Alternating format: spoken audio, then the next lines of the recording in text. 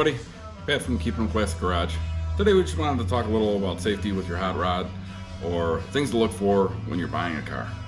So we've bought a lot of cars over the past few years, and these are some of the things that we've looked at and we look for when we're buying something if we're going to flip.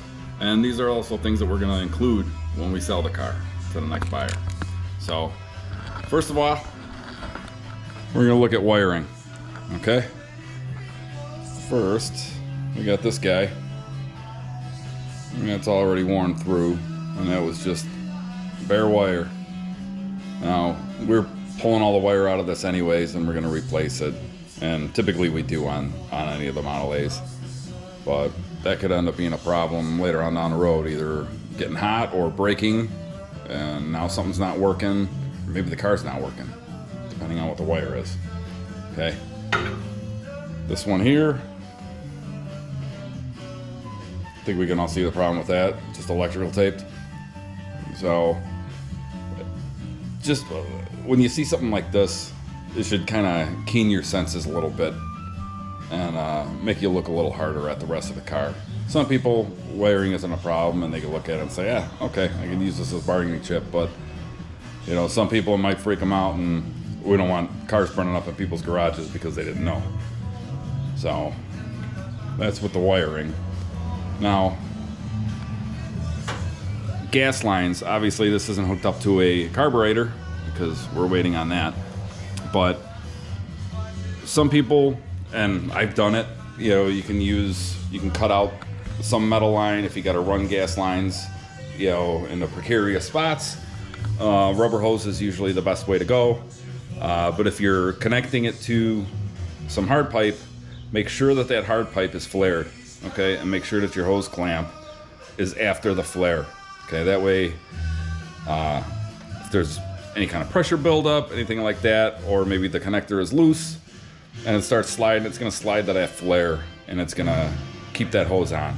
Okay, nobody wants gasoline spraying all over their hot motor. That'll end up being a problem. And make sure that it's, you know, fuel line hose and not, say, windshield wiper hose. Okay, this is a little bit reinforced. You can feel it. You can feel the mesh in there. So make sure you got the right stuff. All right. So we'll go ahead and show you the connectors that we use. Now we found these on, I think it was Facebook or Instagram when I first started using them.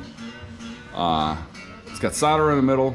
Just heat it up with a heat gun, and the solder melts, and that keeps your wires connected. And then this plastic melts around the wires. Well, it doesn't melt, it just kind of shrinks on it. You know, it's like shrink wrap. It keeps the connection dry. Now we go another step and add shrink wrap to all of our connections. So what we'll do is, after this cools, we'll go ahead and slide this over that, and we'll heat it up again and shrink wrap it around there. Okay, just another added step in there. And back here, we have our battery disconnect. Okay, some people have battery switches. You know, it's the big silver switch. It's a quarter turn switch, just kind of goes on and off. You could have that on there. This one, we just have the battery disconnect. So that way, if something's left on, dome lights left on, or something else, and we go out for dinner, or you know, park it for the night, come out the next day, we don't have to worry about the battery being dead because we left one of the accessories on. This right here, probably the most important thing that you could have in your car. Okay, I think we've all seen the pictures on Facebook and Instagram where somebody's awesome hot rod is sitting on the side of the road burning. Who knows what happened with these stories, but you know, a lot of fires start off and they're small, and there's nothing around to do anything about it. So there's usually about 20 guys standing there with their hands in their pockets because nobody's got an extinguisher. So if you're gonna spend 80 grand on a car, or 80 grand, you know, to 100 grand building a car, even 10 grand, you know, whatever, man, it's your car and nobody wants to see it burn up. So throw a $25 fire extinguisher in there, and trust me, it'll pay off in dividends if you ever need to use it. Now, on the other hand, I don't advocate people going out there and, putting fires out with fire extinguishers, because you're going to get hurt. Leave it to the professionals. But if you got a small fire in your car, maybe a fuel line let loose, maybe there's a wire arcing or something that caught some of your interior on fire, go ahead and hit it with the extinguisher. That's what they're there for.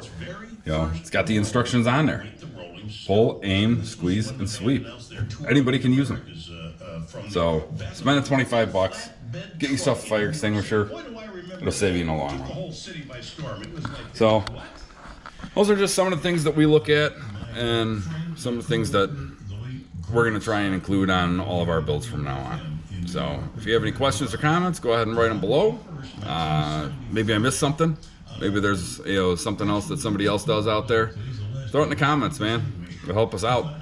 Help somebody else out down the road. So go ahead and click subscribe, so that way you can follow any of our builds from start to finish. And you can follow us on Facebook and Instagram. Our Facebook is Keepinemclassic Garage 777, and our Instagram is at Keepinemclassic. And you can check out our website, Keepinemclassicgarage.com. Thanks a lot for watching. We'll see you next time.